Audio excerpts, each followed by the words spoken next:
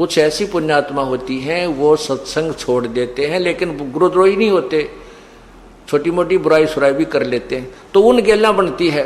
तो फिर वो चले जाते हैं ऊपर जाते हैं, उनको कहें तेरी इतनी कमाई इस मंत्र की रह रही है, इतनी बन गई है, इसकी इतनी बन गई है। तो फिर हमने तो ज्ञान रहता ही नहीं, परमात्मा का हाथ ऊपर रहता नहीं, तो वो बह जाता है। तो कितने दयालु है भगवान के, जब तक हम उनसे विमुख भी हो गए और वो फिर भी हमारे लिए तड़फ रहा है। क्या याद दिलाता है, शिव मंडल ब्रह्मापुरी चे विष्णु लोक में हो और हमरे गुण भूला नहीं तो अण छटाऊं। तो गुण के वो परमात्मा के बताया करते थे, गुरुजी क्या बताते थे भगवान की महिमा, कि तुम्हारे साथ ऐसा धोखा होगा वहां पर, और जब तुम चले जाओ उस विष्णु लोक या ब्रह्मा लोक या शिव लोक में, तुम्हारी जब भी आंख खुल जावे कि हे भगवान हम तक गलत आ गए। गुरुजी तो बताया करते थे हमने 3 लोकों में रहना ही नहीं, यहाँ का कोई वस्तु सुविधा प्राप्त करनी ही नहीं, और या तो हमारे साथ धोखा हो गया।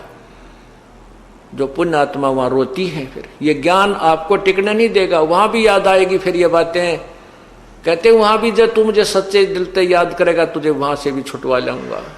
नहीं तो क्या होगा, इन सभी मंत्रों की प्रथम मंत्र के जब आपकी कमाई समाप्त हो जाएगी फिर आपको ब्रह्मलोक में ले जाओगा युकाल।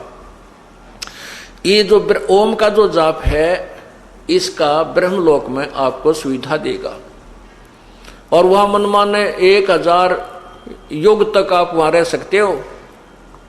इस ओम नाम की जो विधि हमने बताई, इसकी इतनी जबरदस्त कमाई आपकी बन जाएगी। उसके बाद आपको सतनाम प्राप्त हुआ है, जिसको सारनाम भी नहीं हुआ है और वो विमुख हो गया है, उसके साथ फिर यह बनेगी।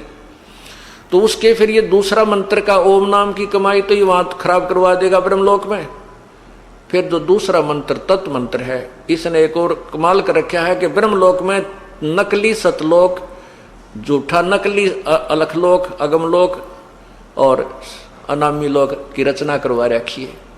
उस दूसरे मंत्र यानी तत्व मंत्र का जो जाप है उसकी कमाई को ये वहां खत्म करवा देता है बैठाकर।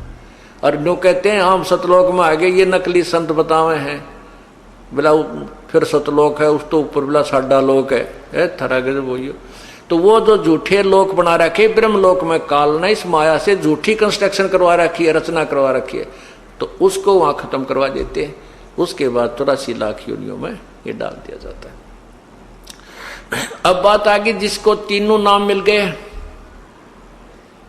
और जो गुरुद्रोही नहीं हुआ, गुरु विमुख हो गया।